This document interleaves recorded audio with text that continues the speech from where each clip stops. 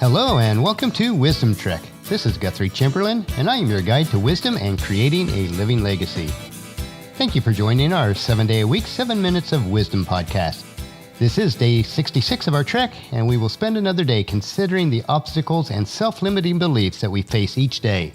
Many times these obstacles are in our minds, and we need to learn to overcome them so we don't continue to bang our heads on the false barriers that we impose in our lives.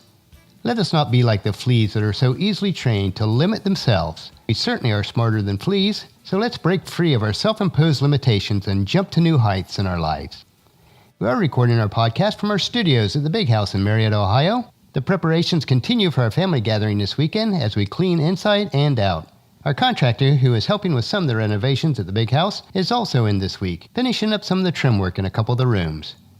As we get started today, let's look at if we were to hike on rough trails with chains and shackles on, it would make the hike nearly impossible.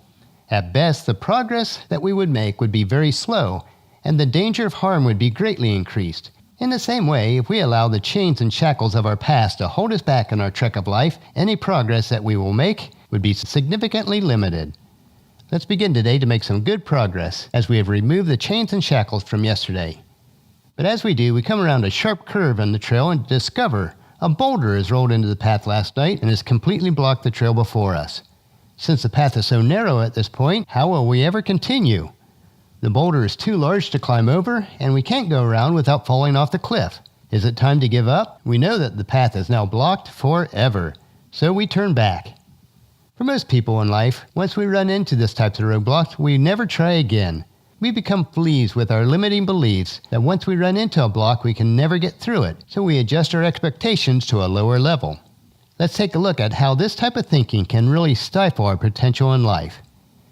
Yesterday, we looked at training the largest of animals, the elephant. Today, we are going to look at training one of the smallest of all insects, the flea. Your beliefs about yourself has a profound influence on your success in learning and your success in life. Your beliefs are the foundation upon which you build many of your thought patterns, your attitudes, and your actions. Unfortunately, these beliefs, particularly self-beliefs, can be very limiting in nature. So let's look at the scenario. We can learn a lot from a principle, surprisingly, from a jar full of fleas. If you fill a jar with fleas and place a lid on the jar, the fleas will jump and hit their heads on the lid and continue to jump and hit their heads. But leave them there for a few days, and the fleas will adapt to the environment to avoid the pain of hitting their heads. Eventually, they will not jump as high as the lid itself. A very interesting phenomenon with these fleas is that once they have learned to jump only so high, even their offspring that are born after the lid is removed will not jump any higher than their parents. So what's the lesson? Exactly what do we learn from this jar of fleas? Well, just as the fleas began with the capacity to jump higher than the lid on the jar, we as human beings have the capacity to accomplish great things. However, through your experiences and your own reasoning, you sometimes come to believe that your ability to succeed is limited. As with the fleas, many times your children and your grandchildren will not excel any further than you do. You see, with the jar of fleas, once they learned that if they jump only so high not to hit their head on the lid, you can remove the lid and none of the fleas will jump out.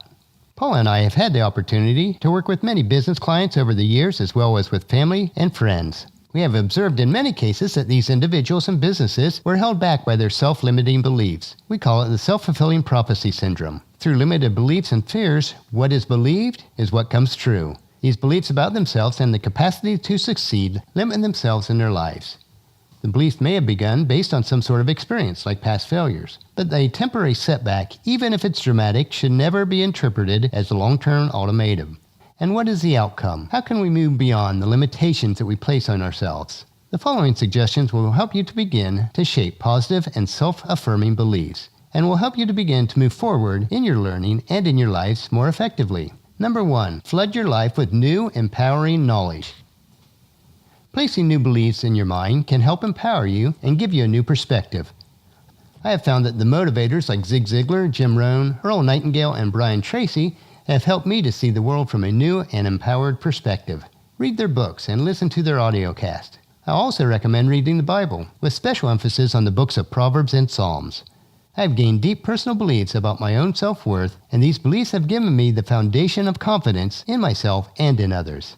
Number 2, remove disempowering relationships and messages from your life. Some individuals are toxic in nature and actually tear down everyone around them. To achieve true success, it is vital that you eliminate these individuals from your life wherever possible. In addition, I strongly recommend limiting the media that you listen to, view, or interact with. Most modern media shows heavily influence our perspective of ourselves and our lives, so be sure to control the flow of information so that it is true, positive, empowering knowledge that is obtained.